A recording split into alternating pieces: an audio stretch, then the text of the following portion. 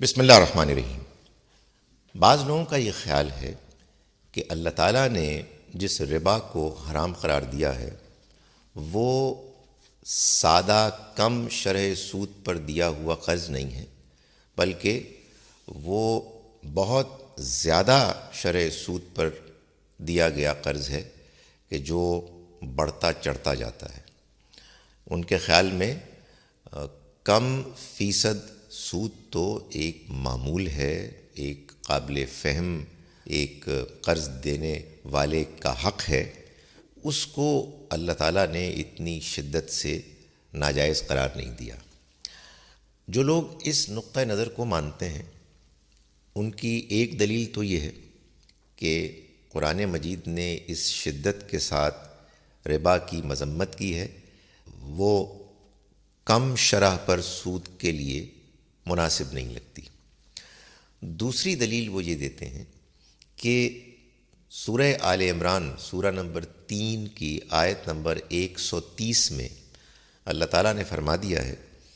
کہ ایمان والو یا ایھا الذین آمنوا لا تأکلوا الربا اضعافا مضاعفا، تم ربا بڑھتا چڑھتا مت کھاؤ۔ ان کا کہنا یہ ہے کہ اصل میں اللہ نے ربا کی تعریف یہاں کی ہے، اور جہاں کہیں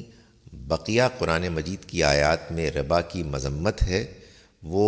اس تعریف کی روشنی میں دیکھی جانی چاہیے۔ گزارش یہ ہے کہ قرآن مجید کسی چیز کی تعریف بیان نہیں کرتا۔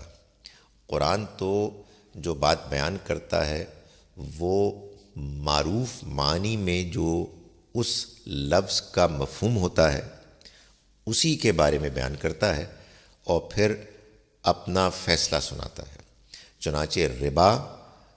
اور بہت سے اسی طرح کے دوسرے الفاظ کی طرح ایک معروف معنی رکھتے ہیں، جس کا مطلب ہے سود، جس کا مطلب ہے انٹرسٹ، مختلف زبانوں میں۔ قرآن مجید نے جس چیز کو ناجائز قرار دیا ہے وہ ذہنیت ہے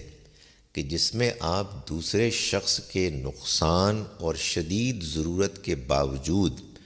اپنے لیے یہ اختیار اور حق منوانا چاہتے ہیں کہ آپ کی اصل رقم، اصل ویلیو بھی محفوظ رہے اور اس میں آپ کو اضافہ بھی ملے، چاہے دوسرا فرد تکلیف ہی میں کیوں نہ ہو، چاہے دوسرا کاروبار نقصان ہی سے کیوں دوچار نہ ہو۔ یہ آیہ مبارکہ جو بات بیان کر رہی ہے وہ تو اصل میں یہ ہے کہ دیکھو، تمہارے لیے تو ہم نے ربا کو، سود کو حرام کیا ہے۔ ایمان والو کہیں یہ نہ ہو کہ تم جو چیز حرام ہے اس کو اور زیادہ حاصل کرو، بڑھتا چڑھتا حاصل کرو۔ یہ بالکل ایسے ہی ہے جیسے مثال کے طور پر قرآن مجید نے مسلمانوں کو یہ کہا کہ دیکھو،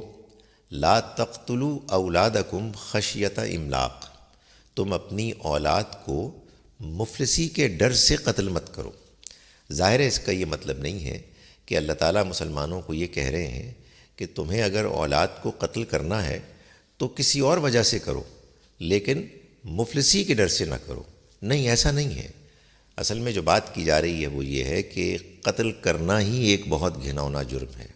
اور وہ بھی تم اپنی اولاد کو کر رہے ہو، اور وہ بھی مفلسی کے ڈر سے کر رہے ہو۔